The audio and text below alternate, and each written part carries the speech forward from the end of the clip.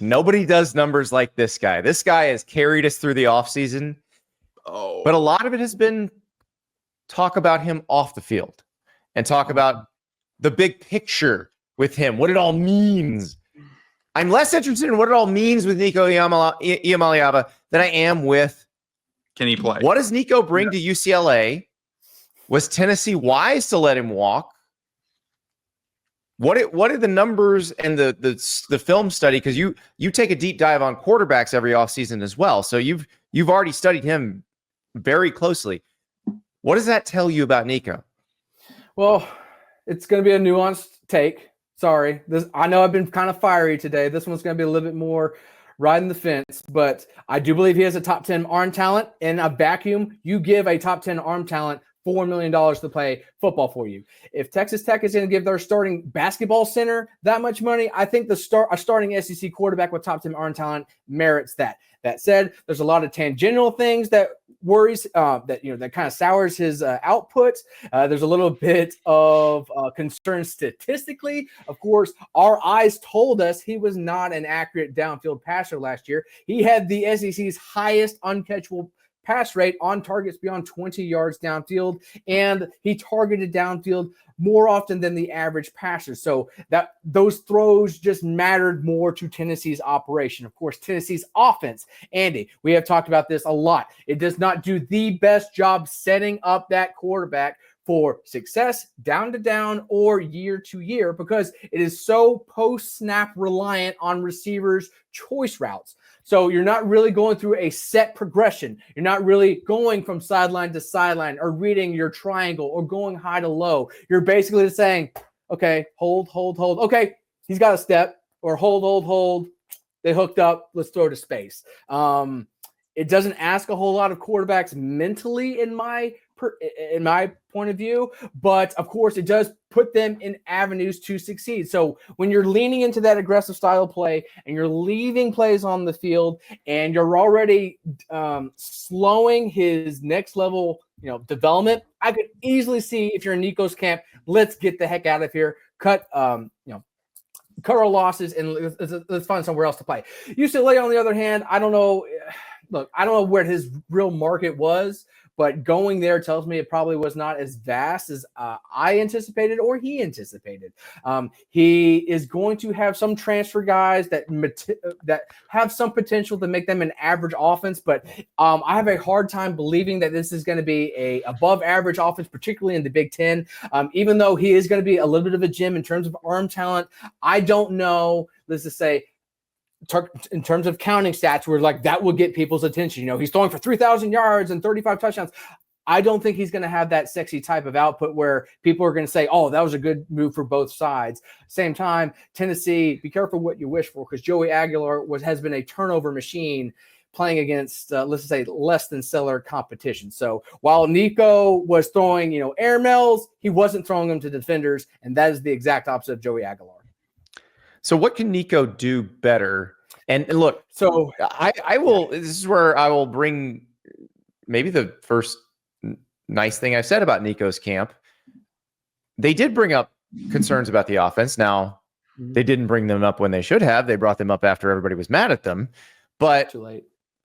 Could this offense, which is Tino Sunseri coming from Indiana, presumably bringing Indiana's offense, even though he didn't call it last year for Indiana, could that help Nico develop?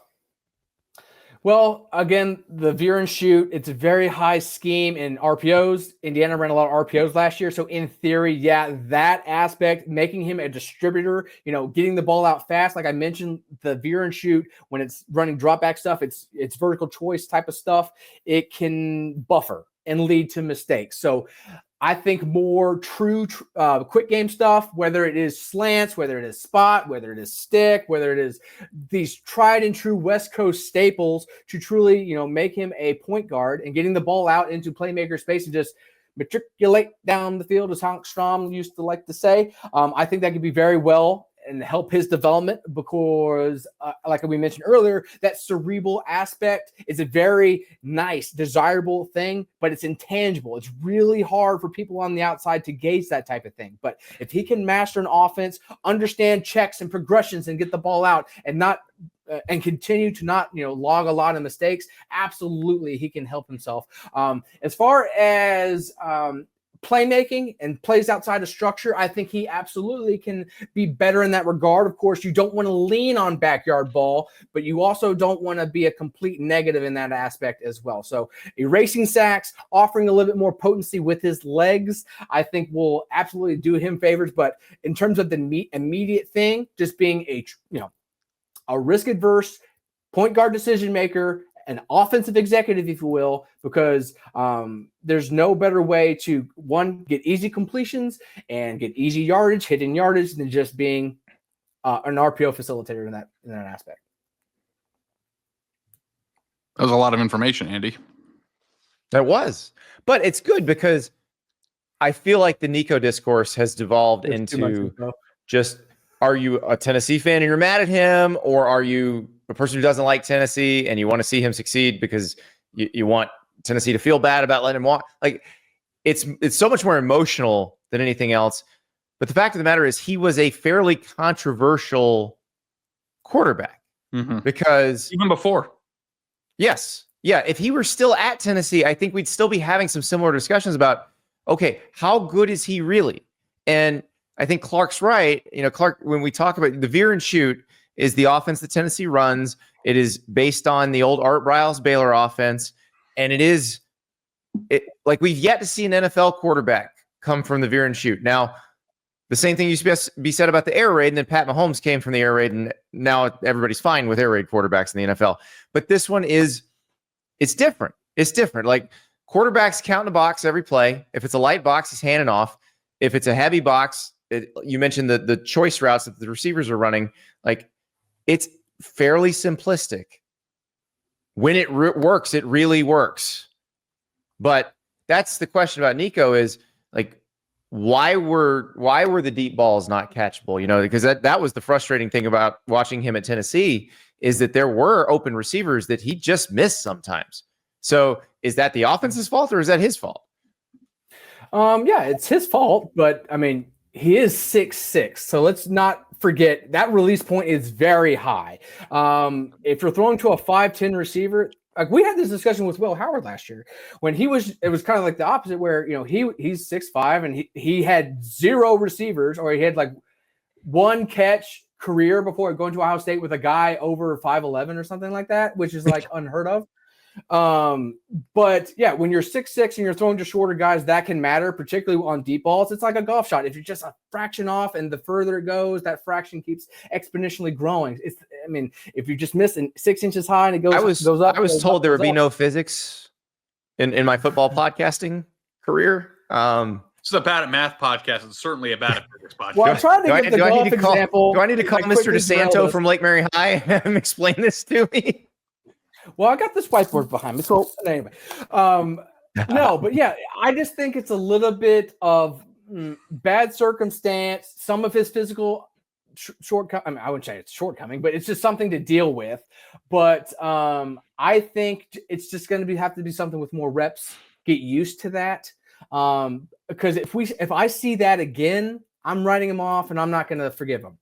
You can't be a consistently bad downfield passer in my eyes. I mentioned this at the top. When I talk about Sam Levitt, immediately got my attention because he was an accurate downfield passer, as did Drake May, as did CJ Stroud, as did Jaden Daniels, and other guys in my previous impact samples that just really thrived in that context. That's how you're going to separate yourself. So if he does what he did last year, yeah, we write him off and we can just do whatever. Just because of the ease of access, the velocity, just you can't teach that type of stuff. I'd like to think that you can maybe hone in that accuracy. We saw Josh Allen in the next level. He used to be one of these alien outliers who was just so inaccurate at college, but figured it out.